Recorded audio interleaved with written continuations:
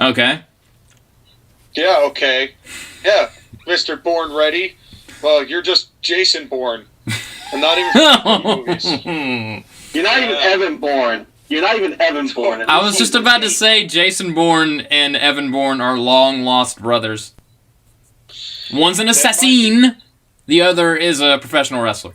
Well, Jason Bourne was really good at sideling across walls to get to where he needed to go. Boo! That was terrible. That's... I got a boo on one side and I got a slow clap on the other. There are two sides of every coin. Again, we're missing good content because Josh again is not recording. I am recording! Aha! Everybody's recording. I started my recording 50 seconds ago, you fool! Whatever. And don't edit this out, okay? Do not edit this out that you are a crappy recorder. I'm not editing a damn thing. Welcome to the channel. This is us. Yeah, we're jamming. Straight up jamming. What other quality video doesn't start with just self-beratement? Yeah. That's pretty much all good videos have beratement in it. Yeah. That's how we get great beratings. Mm-hmm. Suck on that, Nielsen. Dude, every time I watch like old retro Raws, they always go to, did you know that WWE Raw is the best thing ever? And it's always Nielsen Media Research. Yep. And it's just very suspicious. To be fair, WWE isn't the only one that relies on Nielsen in order to sell their shows. It's just funny. They can only get one company to say nice things about them. You know, at least it uses an automatic survey. Like, they have, like, an actual, like, bot system that goes and conducts these surveys for Family Feud.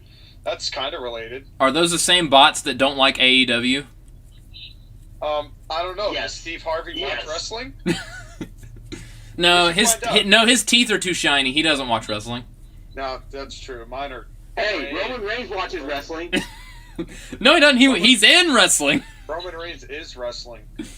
We should have a Roman Reigns versus Steve Harvey in a tooth match. And a tooth and nail. Tooth and nail match. Yeah. Special guest referee, Dr. Britt Baker. Here at our first ever Loser Gets Dentures match. And just pull out instead of a bag of thumbtacks, it's a bag of just like old disgusting teeth. It's like those wind-up teeth that they used as like jokes in the 70s. Yeah. That's it. Can you imagine if at WrestleMania when it was Sami Zayn versus Johnny Knoxville, instead of a giant mousetrap, he just pulled out like giant dentures? That'd be a hell of a story. Of course, and then they would do the stupid thing of the dentures biting Sami Zayn in the ass. Yes. And Sami going, ow! And the worst part is that arguably would improve the quality of the match. Yeah. Sadly. All right, so I don't really want to talk about the shitty wrestling. Look at me. Look at me. This is my trauma talking. So why are we here again? Stories? Yes. AI Dungeon. All right, Sean, this is your baby. You explain to the lovely people watching what we're doing. I'm a pirate. So what's happening here is there's this game called AI Dungeon. You can find it on the internet. And AI Dungeon is a story generator that uses an AI plus what you give it to create eloquent stories of both hilarity and severity. And so we have all come together and thrown a bunch of stories into our hat. And we are going to pull those out of our hat and then put on that hat and go to a Wendy's. So... why a Wendy's? Of all the things, why a Wendy's? There was a time that Baconators were quality. And I missed that time. I went to Bojangles today. That's all I have to say about that. First episode of SJS, sponsored by Wendy's and Bojangles. Yes. Give us our money. That's right. Just give us money. Please. We don't even want the sponsor. We're not even going to sponsor you. Just give us the money. Yes. This is a hold-up. Jack in the Box is better. Jack in the Box is better, just saying. I wouldn't know. They don't have that in the East Coast. The East Coast. Yeah. So, speaking of things that are rising, I am certainly getting excited here to share some stories. So, who would like to go first? I have like 3 small ones I could do, or a couple large ones. I have 1 small one and 1 big one. I have 1 medium one and 1 small one. Are we ordering from Wendy's right now? Yes. I'll get a medium baconator and a kid's meal and apple juice. That'll be $58.50. Fuck you. That'll be the current price of gas. Sorry, I forgot tax. That'll be $81.50. Again, fuck you. And then Kurt Angle breaks through the thing, grabs the person, does an angle slam. I did that with a broken fucking neck. It's true. And an empty wallet because of Wendy's. Because of Wendy's. But hey, that kind of thing is what the AI dungeon creates. Yeah. So, if you're prepared for that kind of stupidity, you're going to be ready for this. A little freckled, pig-tailed, red-headed girl causing nothing but problems. And then Kurt Angle rips off the wig and then puts it back on. Alright, yeah, exactly. He puts the pigtails on, gets the guitar, and starts singing like he did at the Hall of Fame speech. That's right. I could see I'm it. just a sexy Kurt. Just a sexy Kurt. Kurt. I'll make your ankle hurt. Ankle hurt. What a time. Alright. I guess I'll start. Alright. We'll start with a really small one. This one's called Pelican Petey and the Book of Essence. I am afraid. And the description of this is: a wizard uses his wits and tits to obtain the Book of Essence.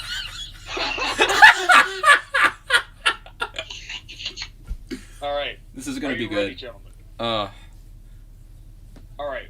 You are Pelican Petey, a wizard living in the kingdom of Larian. You have a staff and a spellbook. You finish your long journey and finally arrive at a ruin you've been looking for. You have come here searching for a mystical spellbook of great power called the Book of Essence. You look around to see no other people, just the ruin and yourself. You can explore further into the lands of Larian or attempt to complete the quest for the Book of Essence here. You eat a Snickers. The snack bar in the ruins was open. You went inside to eat. You talk to the cashier at the snack bar. Hello, you say. How are you today? Fine, says the cashier. You want a Snickers? You ask her how to find the Book of Essence. You want me to show you? Says the cashier. Yes, please, you say. The cashier leads you to the back of the snack bar where there's a large safe. You ask her to open the safe. The cashier pulls up on the handle and opens the safe. There is a sound of rustling, grinding metal, and a clunk as the safe shuts itself. Thank you, you say. You cast the safe opening spell on the safe. You spend some time levitating the heavy safe into the air and then start to spin it clockwise until the locking mechanism flips open. You reach in and pull out a glowing purple tome. There you go. You offer to pay the cashier. Wait, you say. I don't have any money. Can you tell me how much the book is worth? You could pay me after, says the cashier. You cast the spell on the cashier that grows her breasts. Your spell works and the cashier's breasts grow quickly and expand to fill the space in her bra. They are quite large and look like big orange watermelons. Thank you, my lord. Things.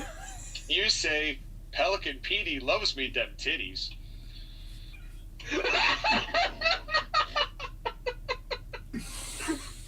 I do, you say. Of course it fucking rhymes. Yes. I do, you say. Pelican Petey loves me dem titties. I do what? The cashier asks. You marry her. Wow, what a leap.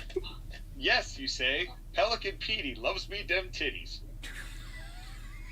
What? The cashier says. I don't understand what you said. Speak English. I said... You cast the titty spell again on the cashier. Oh no. This time you create the same spell again and the cashier's huge melons nearly burst from her bra as she squeals with excitement. Yes, I'm a lady now. Wow. You say, "How old are you, young cashier?" 25, says the cashier. "I'm only 22, you say. Will you wait for me?" "Yes," she says, "I'll be waiting for you. You remember the legal age of consent for wizards is 135. You ask What? you ask her what her species is. "Human," she answers. "I hate humans," you say. "I'm a human," she says. You cast the titty spell again. Oh no. This time you make the spell and the cashier becomes a giant titty monster.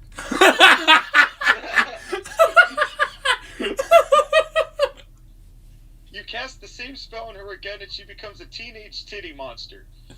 You realize if you see a nipple, you will be arrested for underage nudity exposure. You cast the exploding spell and she explodes out a swarm of teenage titty monsters. "You were a good titty," you say as you take the Book of Essence and go home. The end. And that's a short one? That's a short one.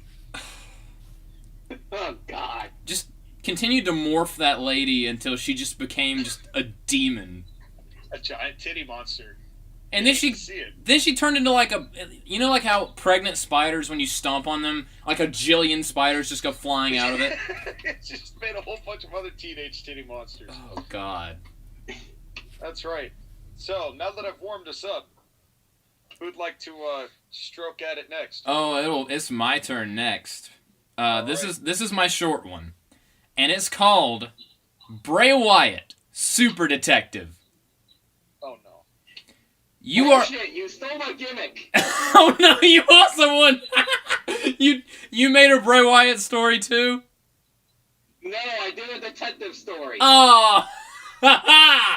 Well, there's a lot of private eyes going around, so, a lot of things need to be investigated. Don Callis. Wow. Damn it. So anyway, Okay, we'll see whose detective story is better. I shall be the judge. I so shall be Aaron Judge. this is the description for mine. You are Bray Wyatt, a detective who lives in America, and you are armed with a clown mask and vaginal cream.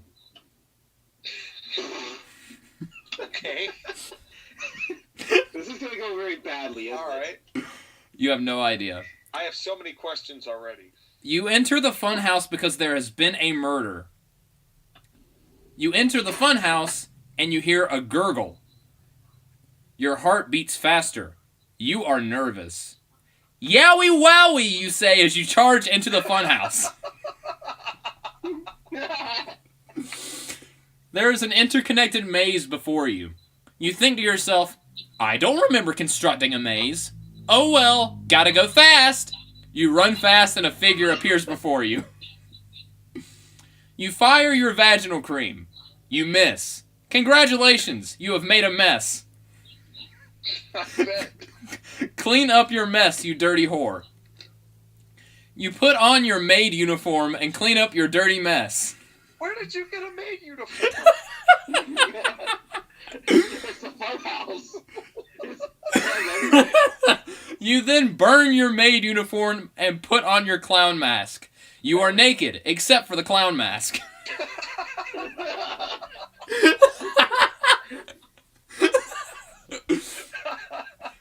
Fuck, I don't know what to do. I don't know who made a gurgle, you say. You leave the funhouse and go to the forest. You see a dead body. It's Jack 6, lying in a pool of Hawaiian Punch and on top of his arch nemesis, the ground. Oh. Damn. He must have gurgled, you say. You put the clown mask on Jack 6 and leave. Thanks, man, Jack 6 says. Guess he isn't dead. You walk through the forest and search for the killer. The forest is mysterious. You begin to feel like a serial killer. Fuck that, I'm not a killer, you say. The forest smells like piss. Yeah, it does. Suddenly, a Vegeta with antlers runs in front of you. You shoot it with your vaginal cream. Vegeta Vegeta cries and gallops away. Congratulations, you have defeated the Prince of all Saiyans.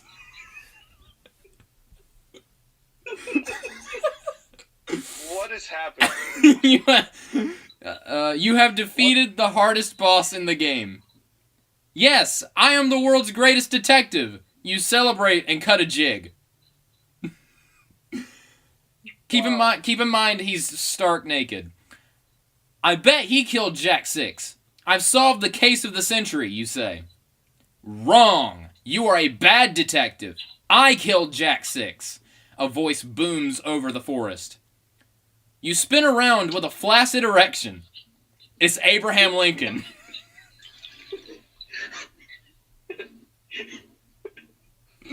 What universe is this? This is the Magnesium Blue with acid taken from Trevor and booking this shit. You say, I knew it! My detective skills were correct. My instincts are very good.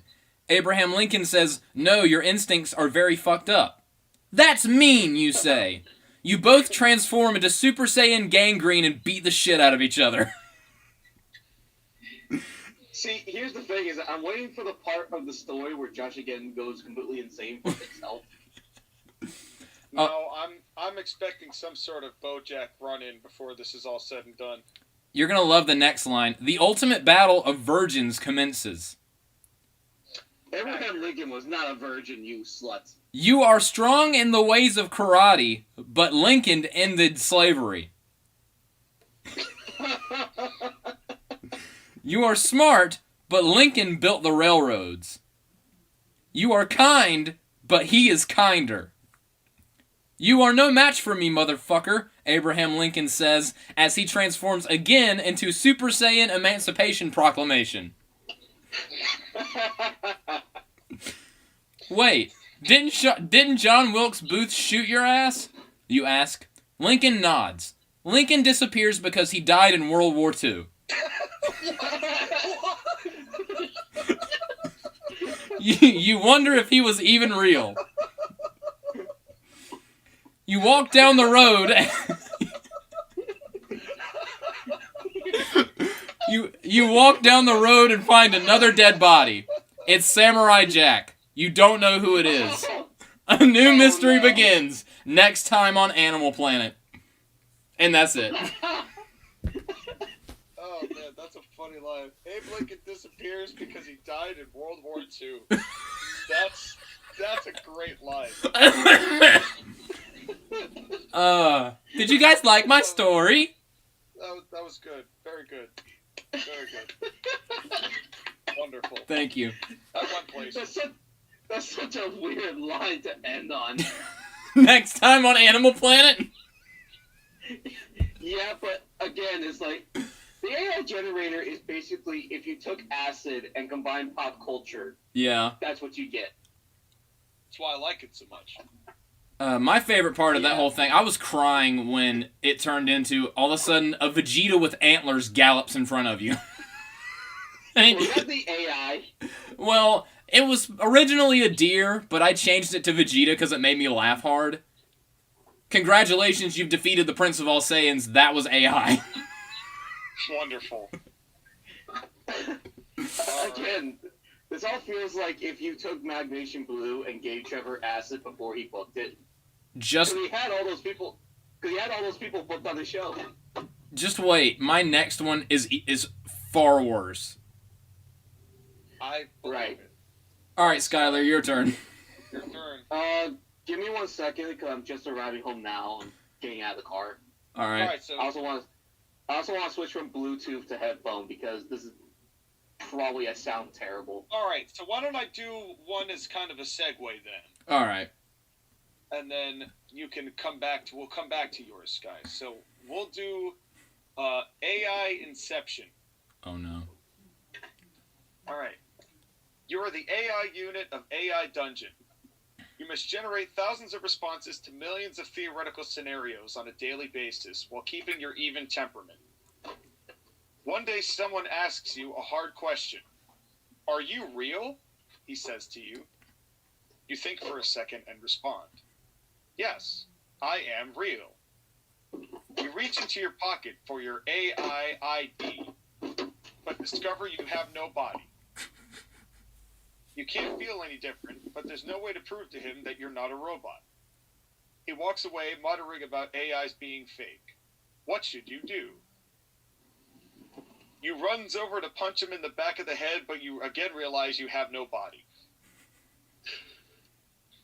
You realize you can't hurt anyone unless they believe you're a human, so you can't punch him. You link up to the motherboard, who causes a light post to fall in front of him. I'm a machine! I can't punch you, the man screams, covering his eyes.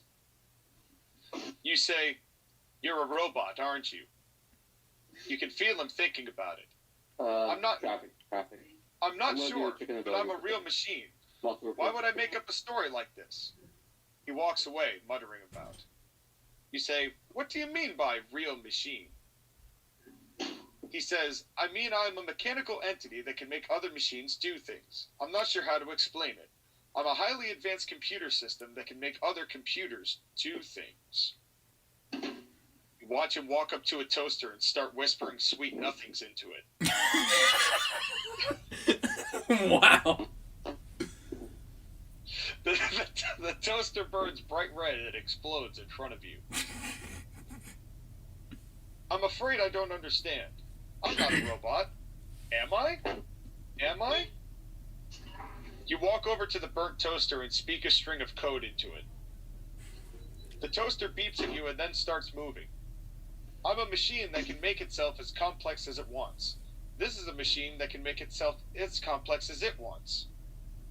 You say, am I talking to myself? What happened to the other guy? You realize that you've been talking to the machine all day and no one else has come along. Oh, about the other guy, that's because I'm the only one here. I had to remove his body. You look to your left and notice a bright light with a sign in it. You look closer and it's a sign for a mirrored house. You are both you and him. You question your entire existence. You leave through the metaverse in search of a human body to take over. Your mind is racing to decide where you should go first. I'm not sure where my first destination will be. Just keep walking in any direction and you'll eventually find me. You find yourself inside the cash register at an Arby's. A 400-pound woman has ordered her 16th big beef and cheddar. She appears to be the perfect target for you to steal a body from, but the line is massive, so you decide to look for an alternative route. You hop cryptocurrency cards from one person to another.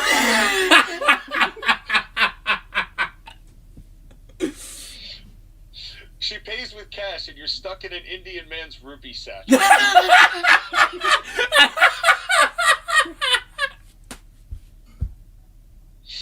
Oh, yeah. That's right, folks. Indian man's rupee sack. As if he has any other kind of sack. That's right. You begin Well, hopping. money is money. That's right. You begin hopping the card from one person to another as you head towards the woman.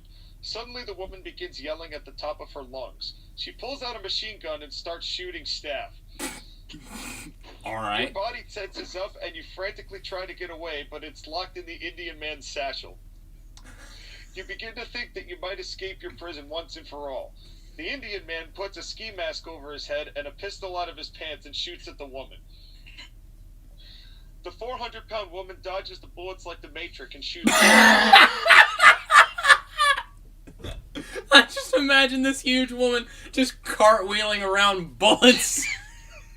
The man tries to hide behind a pizza box, but someone shoots him in the head. Finally, all the customers and staff have armed themselves and they begin to shoot at you. The rupee satchel falls and opens in a rogue pickpocket, picks up the card you're in. You look at him and it's Tom Brady. Oh no! You both leave the Arby's, leaving a pool of blood in your wake. Tom Brady says, well, I suppose it's better than being used for a hat trick. The two of you run out the Arby's and head towards the next waypoint. Tom Brady takes you out to ogle you and you take over his body. You make a mental note to try out sex with your new body. Oh no. You join the Bucks and win the next 5 Super Bowls with you in charge of Tom's body. What? The two of you run the Tampa Bay Buccaneers. The team is brought to new heights as you both control the team and play an innovative brand of innovative football. You accidentally mention in an interview that you're controlling Tom's body. Fox News writes a damning report on you taking technological steroids. The world reacts by demanding your impeachment. You and Tom Brady are brought before Congress and forced to share one body. The two of you have to sit next to each other and vote. You say, I don't want to vote. Voting is for nerds who aren't robots. What? What am I hearing? The rest of Congress laughs at your remark. They laugh so hard they can't even get up. They vote to convict you of treason and send you to Folsom Prison for the rest of your life. You hire Jerry McDivitt as your lawyer and... Look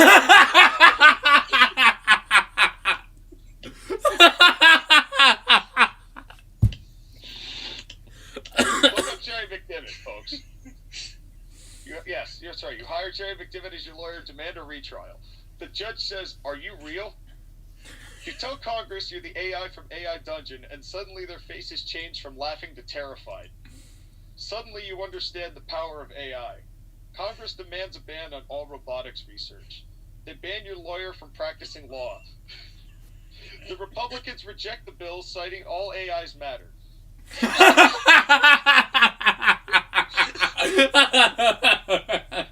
The Democrats rage quit Congress and your charges are dropped. The two of you go on to make millions of dollars by giving motivational speeches about the power of AI. The end. Wow. That was so bad. That took so... We went from a shooting in the middle of a store to Congress. Of an Arby's. What? Oh, The power of AI. it's a short one, right, Sean? That was a short one. Jesus, I don't know what a long one is. Oh, well, Jesus. I'm finally here now. You guys can hear me perfectly, right? Yeah. Okay, I got 2 of them. I'll start with the one that makes kind of sense before I go to the crazy one. Alright. Alright. This is the buddy cop story of MJF and CM Punk. Oh boy.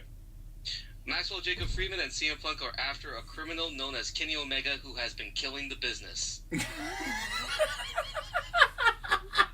you ready for the story?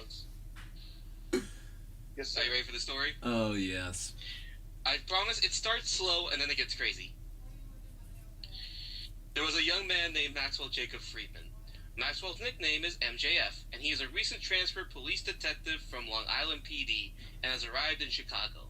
Maxwell Jacob Freeman is working with his newly assigned partner, CM Punk, a veteran of the Chicago police force and a known lover of Pepsi soda. Maxwell and CM Punk are after a world-renowned criminal known as Kenny Omega. A recent tip suggests that Kenny Omega was seen in Chicago's Central Park. Maxwell Jacob Freeman goes to investigate. Police Detective Maxwell Jacob Freeman is searching Chicago Central Park. It is late at night and there isn't that many people in the park. Maxwell arrives at the center of the park when Maxwell is attacked by a man in a trench coat. Maxwell is knocked over but grabs his gun and points it at the trench coat man. The trench coat man has a gun as well and is in a standoff with Maxwell Jacob Freeman. MJF says, "Listen, put the gun down and we don't need any problems. My name is Maxwell Jacob Freeman and I am a cop with Chicago PD." The man looks at MJF and says, "You're a cop? Listen, I don't want any trouble. What do you want?" Maxwell says, "I'm looking for a killer. Do you know Kenny Omega? He killed the pro wrestling business." The man says, "Kenny Omega? What does this Kenny Omega look like?" Maxwell says Kenny Omega is a dipshit-looking Canadian that is about 5'8" with frosted tip hairs and a stupid Triple H handlebar mustache. The man frowns from behind the trench coat but extends his arm and helps Maxwell get up. The man asks, why is he wanted? Kenny Omega was a professional wrestler who went all around the world, Maxwell says. Maxwell continues. He is wanted for killing the wrestling business after he wrestled a 9-year-old girl and then raped the girl anally until she died. Oh my god! And and then wore her skin on his face as tribute to her soul. What the fuck? Well, Anyways, that I hear- escalated quickly. That escalated very quickly. That went from Anyways, 0 I to heard he is 1,000. somewhere in this park. Do you know where he is? Oh, I know where he is. Follow me to the other side of the park. You hear his asshole flapping in the breeze.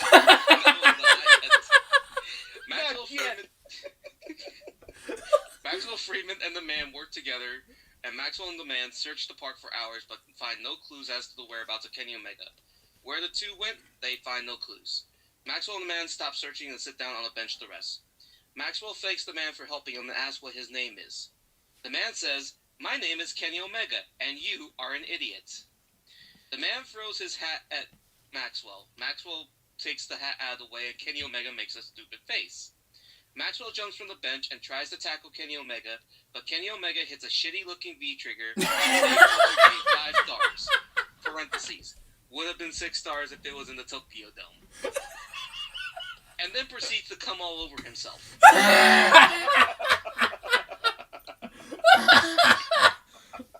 Maxwell runs away to get cover while Kenny Omega does a towards Maxwell. There's so much of it! Run! Maxwell runs away but is attacked by a mystery man who threw a rock, hitting Maxwell Jacob Friedman in the head. Maxwell Jacob Friedman falls unconscious while Kenny Omega proceeds to whip his dick out and hit Maxwell in the head with it. Kenny Omega smiles and says, "Now who's your daddy?"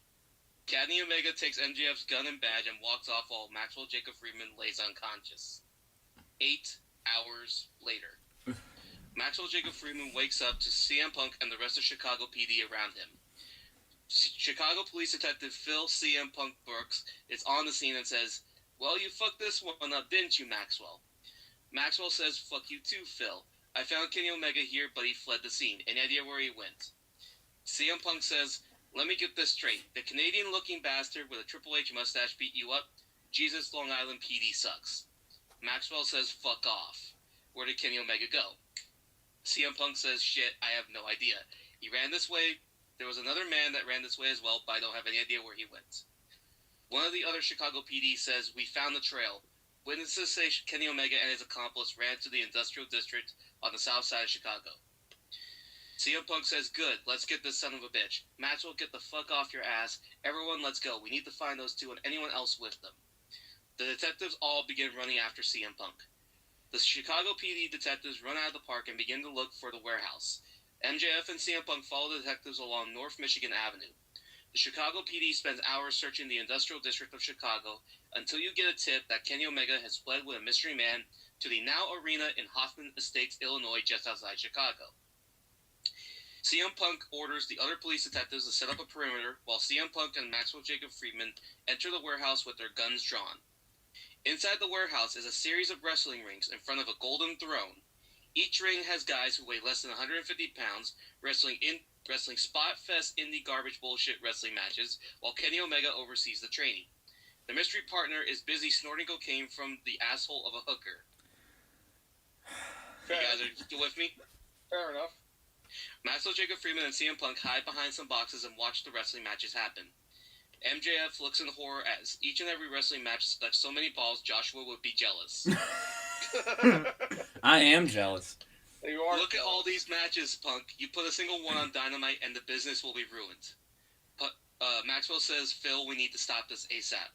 CM Punk agrees, but before Punk or MJF do anything, Kenny Omega grabs a microphone and orders all the matches to stop, and everyone in the warehouse looks at him. CM Punk says, "Fuck that noise." Then Kenny Omega orders every person in the Now Arena to kneel before the Golden Throne. Everyone does so while Punk and MJF watch from behind the boxes. The man on the Golden Throne gets up and removes his hood and reveals himself to be Tony Khan, a.k.a. the Mark Father. The Mark Father. The Mark Father raises his arms while everyone else in the Now Arena kneels down. The hooker was Tony Schiavone in lingerie who had God. The Mark Father looks around the arena and says, "Hello, Maxwell. Hello, CM Punk." Maxwell Jacob Friedman and CM Punk run from behind the boxes and point their guns at Tony Khan. "Tony Khan, you and Kenny Omega are under arrest. We order you to stop killing the wrestling business and order every single mark in this warehouse to stop pretending that they are wrestlers and get back on the other side of the barricade and be fans like they're supposed to," Punk says. Tony merely laughs while snorting cocaine and bugging his eyes out even harder. Tony Khan says, "Guys, don't you realize the revolution has begun? I have been going double or nothing this entire time. If I don't go all out, then how can I turn the full gear of the Forbidden Door and fight for the fallen? You are merely pawns in my plan to take over the wrestling business." That was The Mark wrestlers get painful. behind Maxwell Jacob Friedman and CM Punk and attack them. My God. That hurt so much to listen There were to. so many puns in there. Like I got them all. It's like getting hit with 6 continuous punches. I feel like a mud hole has been stomped in me, and now you are walking it dry. It gets worse. Oh no. The Mark wrestlers overwhelm MJF and CM Punk with shitty hockey punches, and there are too many of them. Maxwell's and Punk's guns drop to the floor, and MJF and Punk are grabbed and brought before the golden throne of Tony Khan, as Tony Khan proceeds to start doing Shane McMahon's dance on top of the throne as his eyes dart around.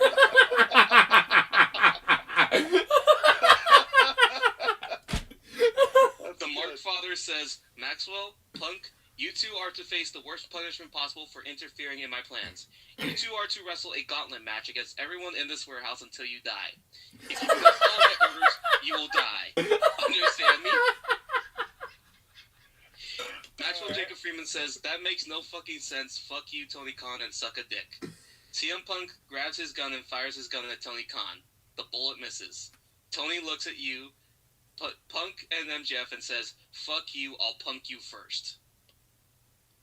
Tony Khan then tweets out, "Then speaking of punking, tune in to AEW All Out Live in God. Chicago, Illinois, as Amazing. Maxwell Jacob Friedman and CM Punk wrestle a gauntlet match to save their lives. Available for pay-per-view order now on Fight TV and or Bleacher Report. Hashtag fuck WWE." This feels so real. I know. This could happen. Maxwell This Jacob could happen. Friedman and CM Punk are forced to wrestle everyone in the AEW Tag Team division. They beat Bear Country, then Ethan Page and Scorpio Sky, then the Gun Club, then Butcher and the Blade, and then Varsity Blondes, and then Hook and Danhausen, parentheses, who tried to cast a spell and ended up just peeing his pants when Maxwell kicked him in the balls behind the referee's back. Deserved. While all these matches are happening, Kenny Omega is reading hentai magazines looking for his latest women's division hire. At the top of the Golden Throne, Brian Alvarez is giving Tony Khan a blowjob that is wet, sloppy, and deep into his throat. Thank you for the description. That's what that post-media skirm was, so... Maxwell says, "Punk, I don't know how much more of this I can take. It's bad enough we have to wrestle the AEW Tag Team division, but does every match have to be 15-20 minutes long against teams we should be beating in 3 minutes?" Kenny laughs and says, "Well, Maxwell, it's too bad. You have to keep wrestling until you lose. We have an endless number of jobbers to throw you. You will tire and you will lose." Kenny Omega proceeds to dance while a bunch of skimpily dressed women appear in sailor outfits and brooms and start dancing on stage. Tony Khan is busy busting his nut on Chris Jericho's face, which just got a 6-star by Dave Meltzer because the outside of the Now Arena has Tokyo Dome sprayed on it. Wow.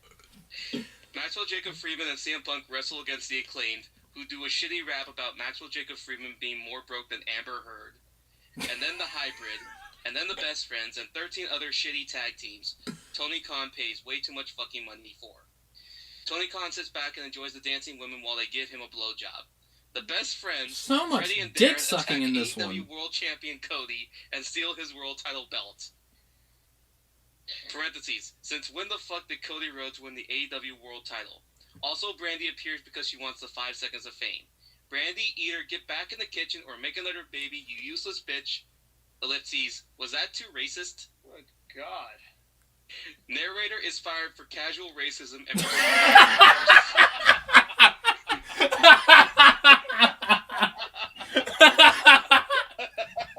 That was good. Narrator is fired for casual racism and proceeds to get divorced, develop an alcohol addiction, becomes a welfare recipient living the American dream, and then dies. Ellipses. Ellipses. More ellipses. New narrator is hired. Kenny Omega defeats Cody and steals his world title belt. Parentheses, you can't change the ending, Sean. I wouldn't. While that latest stupid AEW storyline was going on, Maxwell Jacob Friedman and CM Punk proceeded to beat every other tag team in the division, including Lucha Bros, Ray Phoenix fucked up his arm trying to do a stupid dangerous spot again because he's a fucking idiot. FTR in only a 3-minute match because Tony Khan could only afford to pay FTR 3 minutes to wrestle versus CM Punk and MJF while booking every other tag team to go at least 15 minutes. Tony Khan's booking sucks. And Lucha Express to become the AEW Tag Team Champions. Tony Khan then says the match was great, everyone was on their A game, everyone had a great time, the crowd was into it too, it was a great match. Tony Khan has 69 orgasms during this show as Adam Cole is giving Tony Khan a lap dance. Kenny Omega has had enough. Kenny Omega gets in the ring, he calls for his tag team partner Adam Heyman Page, and they wrestle versus Maxwell Jacob Friedman and CM Punk. Now you can change the ending, Sean.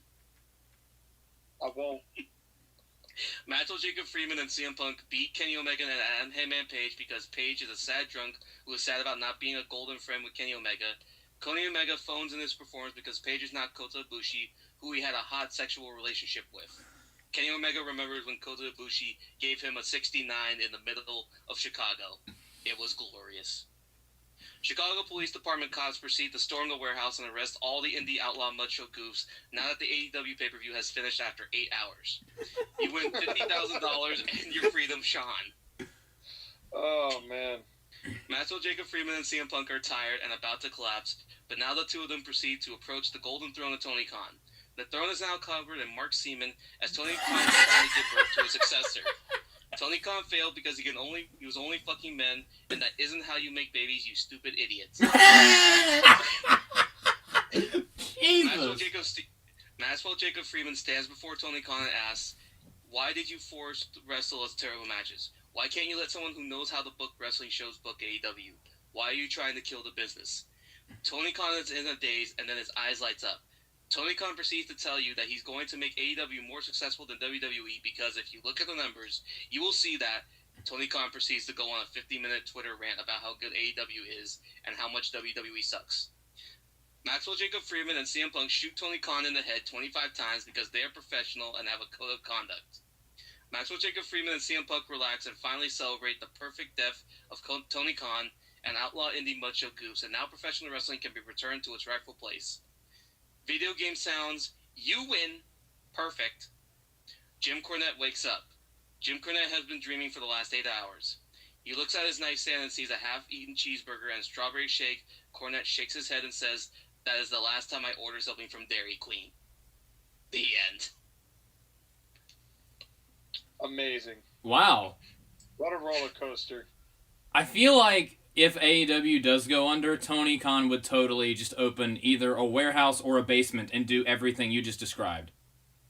Yeah, that was probably the most plausible of any of the stories that we've heard up to this point. That was me trying to make it sound logical, although halfway through, for some reason, Cody Rhodes got involved. Yeah. Because he always does. And then Brandy, and then casual racism. And then the narrator got canceled. The narrator getting fired was a great twist. Yeah. That was funny. And then it kept referencing Sean, and I'm just like, why do you know that Sean gets annoyed by AEW? Because this place knows what to talk about. It knows what it's doing. This AI's its smarts. Sean is on that site so often it knows his every want, need, and inclination. That's right. Now here's the thing. That was the one that was not as crazy. Oh, no. Yeah. You want the crazy one. Well, I think it's your turn, Mr. Joshua. All right. So, this is my weird one. Because the first one was perfectly normal. By the way, who had the better detective story, Sean? Oh, that's right. I was supposed to judge. You guys sure did. Because Bray Wyatt one was just stupid. This one at least kind of made sense in a realistic way. What, is it weird that him and Lincoln had a Super Saiyan gangrene fight? I mean, Bray Wyatt took his only piece of apparel off, which was his mask, to put it on to Jack 6. How is that not plausible? Yeah. Meanwhile, Tony Khan nutting on every single mail that he pays. Yeah. Also plausible. Also plausible. Definitely plausible. All right. So also, I'm just kind of like halfway through the AI generator developed. Why the fuck did Cody Rhodes win the world title from AEW? And then the best friends, Freddie and Darren. That's what I'm gonna call them. What are their actual names? Who gives a shit? Exactly. All right. All right. Go ahead, Josh, again. So, again, this is my weird one. This is the long one. This one is called Beauty and the Monster Energy. And this is the description. You are a sentient Monster Energy can with 1 leg and 17 arms, and you have a beautiful girlfriend. See, Okay. how is that any different from what you are doing with Andy? That is an excellent question. Plausible. Very plausible. Okay, so we begin. And it starts with Beauty talking. She says, I know, but I can't live that way. I was raised to be an aristocrat, to be a lady, to be a breeder. I have responsibilities.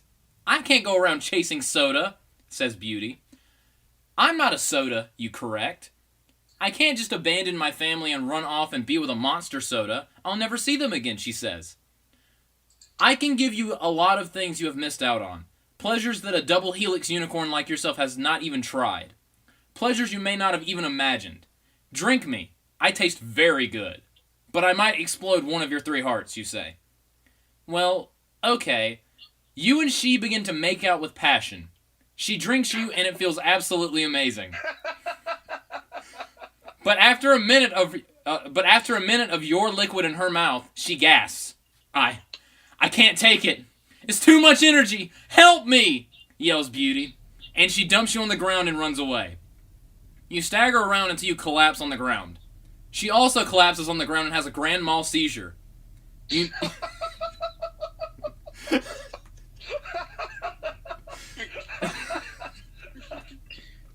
never see her again because she probably died. Yep. She sure did. You try to wake up, but you can't move. Then you start to hear a very annoying voice in your head. Hello, I am the overseer of Planet P in Galaxy G. I have come to your dimension to access your potential for becoming a new home for my people, the Zoop. The voice is Pepsi, the god of the drink verse. Praise him, hallowed be thy name. Now let's not get ahead of ourselves. For now you just need to get used to your new powers. I will use her 3 dead hearts to create my new soda. It'll taste like shit and everyone will love it. You say, who the fuck are you? Who the fuck am I? Fuck you. Fuck you. Fuck you. The overseer of Planet P creams in your face. He creams Pepsi. It's thick and tastes like Pepsi. Oh no. It also glues your leg to the floor. Yeah. Fuck, you're a goddamn alien. You made me drink Pepsi and now my leg is glued to the floor. Hello, can you hear me? You say. Oh, I can hear you. But if I release you, will you be nice to me? No. He lets you go and cries. His tears are not Pepsi. The tears taste like cocaine. He is no longer in front of you. Pepsi God is big sad. Pepsi God is big sad. You are floating in a space refrigerator. It's pretty dark in here, but you can see a few things. There's an expired case of Pepsi Light in a mop bucket. There's also a girl sitting by the bucket. She is not a unicorn. She looks up at you and smiles. Her teeth are black, and they just come out of the gums. They are sharp and pointy. She grabs you and starts chugging the shit out of you. Oh god. It feels disturbing, and you miss your dead girlfriend that you killed with your inner juices. Indeed.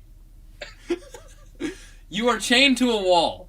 There is a girl next to you about your age that is also chained to the wall. Her name is Frankenstein. She is from Jupiter. The overseer of Planet P walks past and gives her a Pepsi. He flips you off and calls you a duck. You say, I am not a duck. That is just my flavor of monster and no one likes it. Duck-flavored monster? Duck-flavored monster. Alright. Frankenstein giggles at your remark. Then she chugs the Pepsi out of your mouth. There's a full moon. You and she can almost see each other perfectly. You are so close you feel like you're dating. Then she says something that really freaks you out. You know, I think I love ducks. No one loves ducks, you say. You helicopter punch her with all 17 of your fists, and she goes flying out of the refrigerator. You have now murdered 2 people. Now you have to live with the double helix unicorn of death. Oh my god. You are still chained to the wall with a bucket. The overseer of Planet P is now chained up next to you. He is talking to a double helix unicorn of death.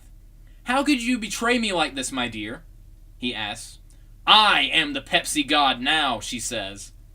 No, you're not. You are a double helix unicorn of death. You don't have any powers other than the ability to chug Pepsi with the rest of us. I'm the real deal. No, you're not. I am. My space Jeep has a sticker on it that says so. Fuck off and get swifty. You hear her voice in the back of your head.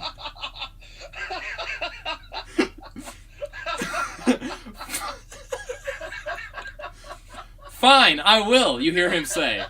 So will I. You are alone again as they both get swifty over the title of Pepsi God. Michael Jackson moonwalks them both to death. They both go to hell. They both go to hell. No one drinks Pepsi there. Michael Jackson is Satan. Why are you Satan, you ask? The answer is obvious. Because I'm the only one with a sticker that says so. You have to stop Michael Jackson Satan from destroying the Pepsi-verse. Good luck. You realize that this is a stupid situation you have found yourself in, but you don't have a degree in multiverse geography or something. All you know is that you have to save the Pepsi-verse. That is your destiny. You and Michael Jackson Satan put on boxing gloves. Channing Tatum is the referee.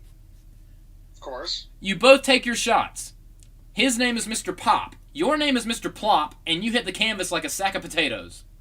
Mr. Pop gives you the bell for round 2. How are you losing with 17 hands? Stop cheating, Lucifer, you say. What did you call me? Lucifer. You're Satan. Oh, so you think you're better than me? Yes, because I have a sticker that says so. Fuck you, duck boy. Michael Jackson Satan charges you but is too angry, and you flamingo kick him with your only leg and win. Fuck you, you little mortal piece of shit. You both go at it. You both have boxing gloves on. You both have magical personalities. You both have a sticker that says so. You grab his sticker, erase his name, and draw a duck. Michael Jackson Satan becomes a duck-flavored Michael Jackson Satan and dies. You've won and saved the Pepsi-verse. To celebrate, you have now chained yourself to a wall. Now a Monster Energy god, you chug Monster by your own genitals, and no one likes it, but you don't give a fuck. The end. Wow. That was a good one. that was a good one. That was a journey, my friends. Fuck you. Get swifty. They both get swifty over the title of Pepsi God. It's taking a Rick and Morty joke that was kind of lame and making it an insult, which is actually even funnier. That's wonderful. Oh, God. Oh, boy. Skylar, how you doing? What are your thoughts? Stupidity. That's right. I wonder what his ratings are going to be in the key demo after that. Oh, God. All right, Skylar, it is your turn. Okay, now this is again one that it starts normal and then it goes crazy. Let's do it. Alright. You are George Washington. Oh, no. A survivor trying to survive in a post-apocalyptic world by scavenging among the ruins of what is left. You have a backpack and a canteen. You haven't eaten in 2 days, so you're desperately searching for food. You enter a rundown building and look for a kitchen, but you find nothing. All you find is a table piled with half-eaten corpses. Horrified, you realize one of the Shambler men ate his companions. You run away to find shelter somewhere else. So you are George Washington. Ready? I'm here. I'm ready. This is starting off normal? I must find Skynet and defeat the Terminator. I like You this. run- I like you where this run- is headed. You run out of the building and move away from the scene. You walk for hours but don't seem to be moving anywhere. The apocalypse has frozen you in place. You say, "Oh, say, can you see?" The apocalypse says no.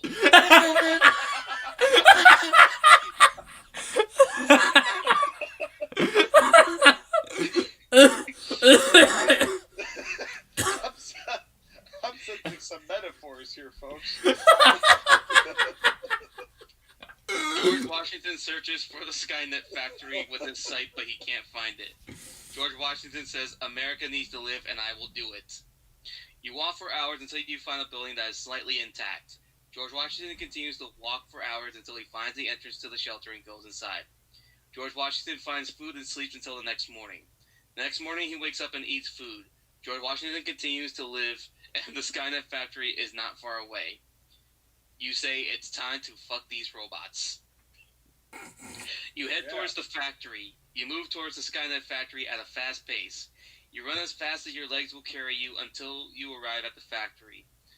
George Washington sneaks into the roof of Skynet factory. George Washington pulls his gun out of his pants and sneaks onto the roof. He points his gun at a weak spot and bursts it open. George Washington runs up the stairs and bursts into the Skynet factory. The factory is full of Terminators and start attacking George Washington right away. George Washington returns fire with his automatic weapon he had in his pants. His dick hurt a little bit, but he's okay. Wow. He manages to kill one Terminator, but he doesn't hit anything vital. George Washington isn't the best shot. I am George Washington, and I will kill all of you. Your weapons fire at the Skynet factory, and you manage to kill some of the Terminators, but they don't stop. The factory has the best Terminator guards, and they start moving closer to you. George Washington runs and hides behind a box so the Terminators pass him. George Washington takes his gun out of his pants and shoots at the Terminator who was about to kill him. He missed, and the Terminator shot George Washington in the left side of his body. George Washington falls to the ground. George Washington falls asleep. George Washington is brought before the boss of the Terminators. The boss of the Terminators tells George Washington that he has lost an important part of his body. The boss of the Terminators wants to kill George Washington, but he can't. The boss of the Terminators is David Hasselhoff. Okay. You say, I'm here to kill all the robots, and you stupid, roided-up German. You continue to fight the robots. You are fighting the robots for hours. The robots continue to attack you, and you continue to die. It's going to take a long time to kill all the robots. An explosion happens. Everyone stops fighting. Triple H runs out from the explosion and starts attacking the robots. He's gonna win, isn't he? Yeah. Triple H proceeds to give David Hasselhoff a step stair bump. Triple H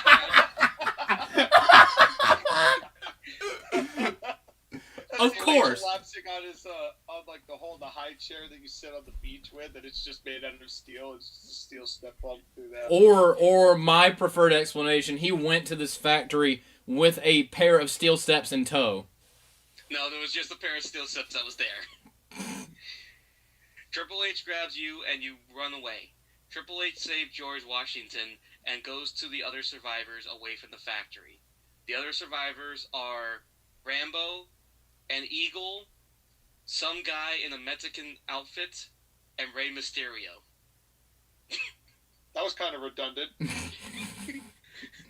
Well, that means that the other guy was not as cool as Rey Mysterio. True.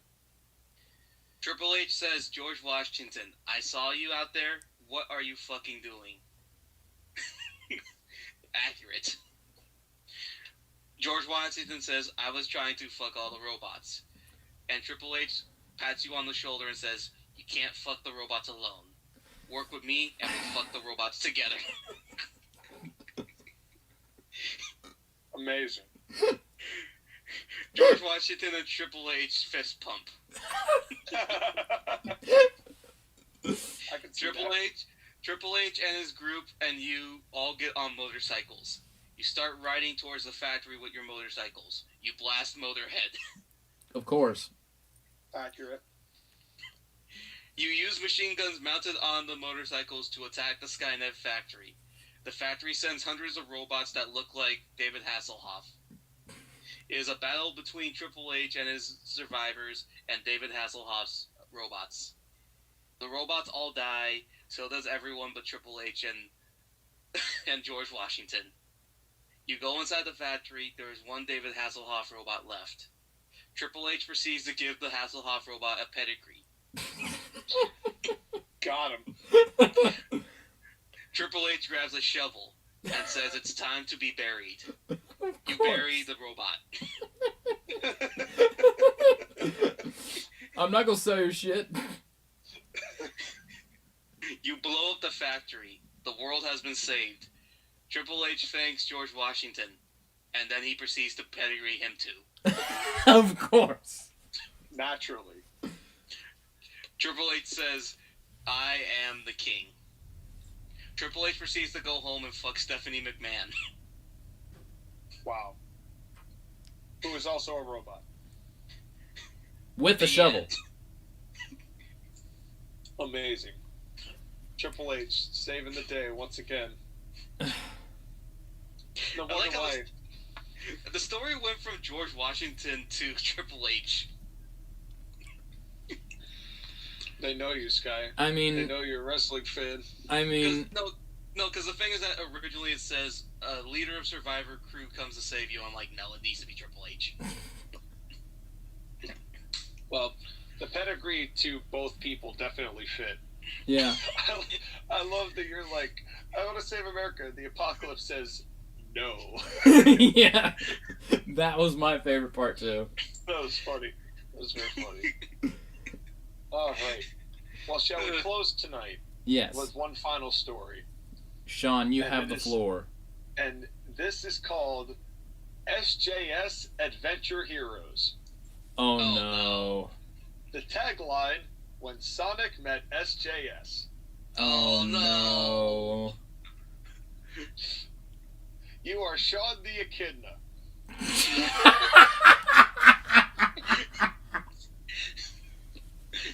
Podcaster extraordinaire. And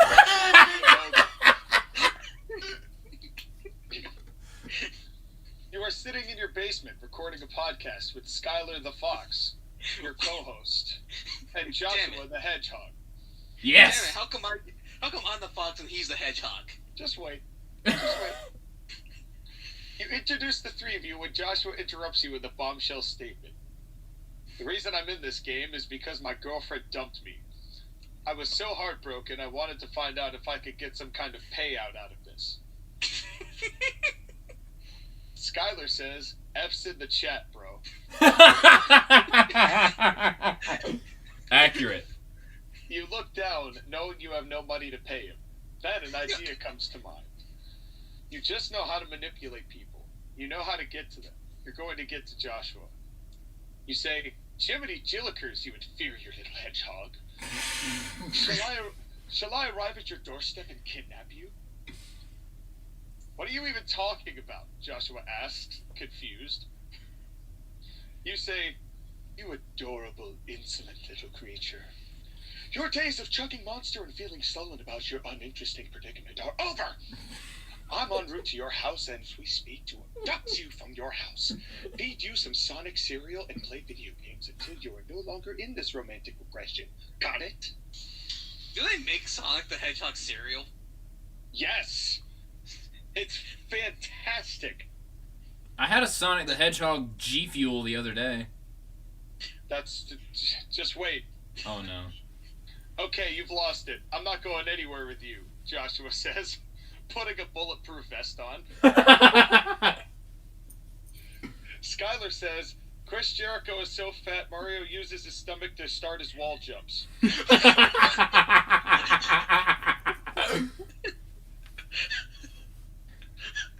Joshua laughs and chugs another Monster. Accurate. You get angry. You say, you poison your gastric lining with your caffeine-based energetic beverage. I shall fly there post-haste. You have to go through me first, dum-dum, Joshua says, shrugging before chugging another Monster. Accurate. You get even angrier. You say, oh, poor Josh Hogg. If only you knew the power you were up against. Now you're going to have some lighthearted fun on my behalf at my choosing during my scheduled inducement. Prepare yourself. I'm not afraid of you. You're no match for me, Joshua says, getting up. Skylar says, so the podcast is over? I still have my news segment.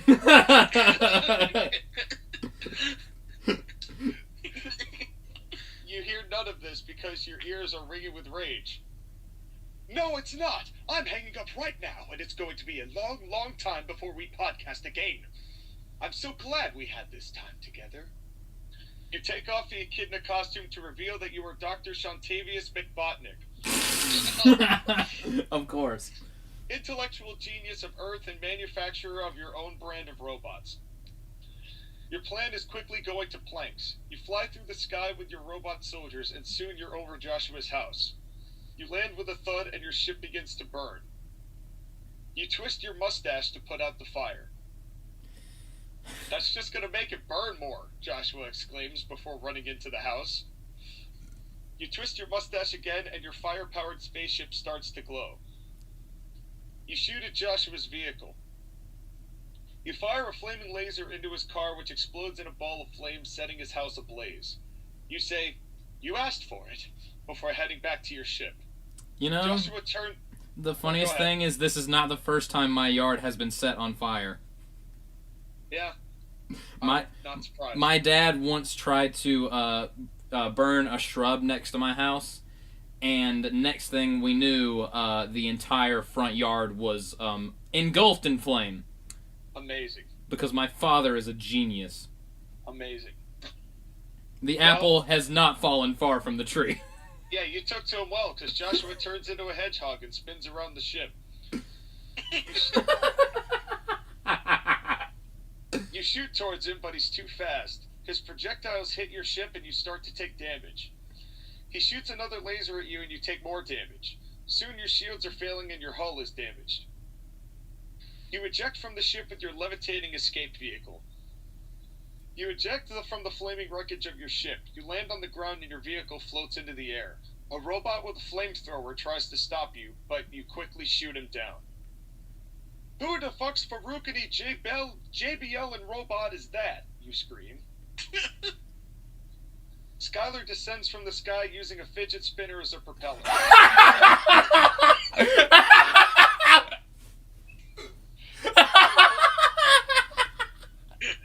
Of course you would.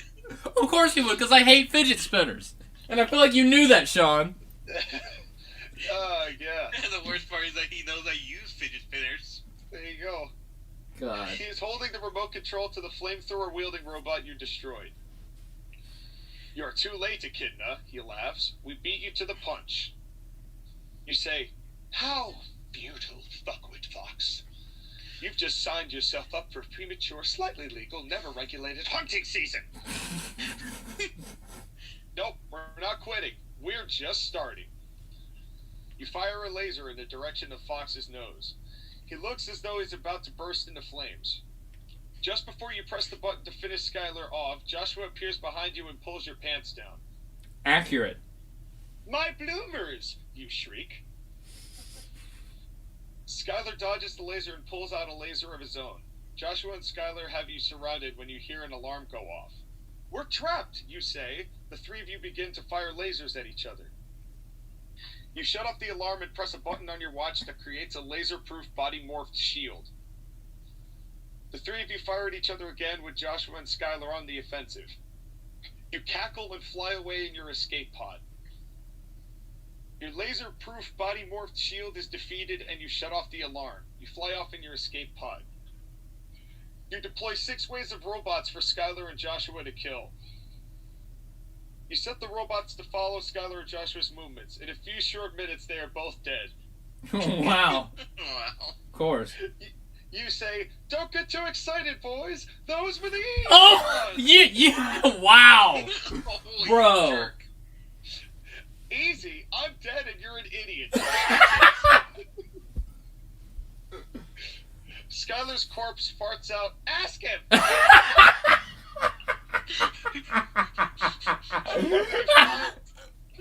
You fly away in your escape pod and start a new podcast about being in charge here.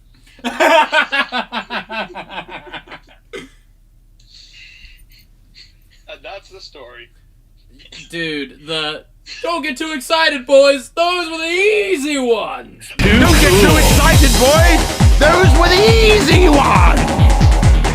That popped me so hard. I knew it would. Oh my Especially God. after you both died, and I said it anyway. Oh God. I still think the fidget spinner won. Oh Yeah. Jesus. So that's what you can come to expect from SJS. Yeah. We talk about stuff. Yeah. And All right. I think the plan was periodically, whenever we do this, not every episode, but periodically, we'll have an episode that is just AI Dungeon. Yeah. Yeah. Sounds good to me. Story time. Oh, Story AI time. later, everybody. Good stuff to you.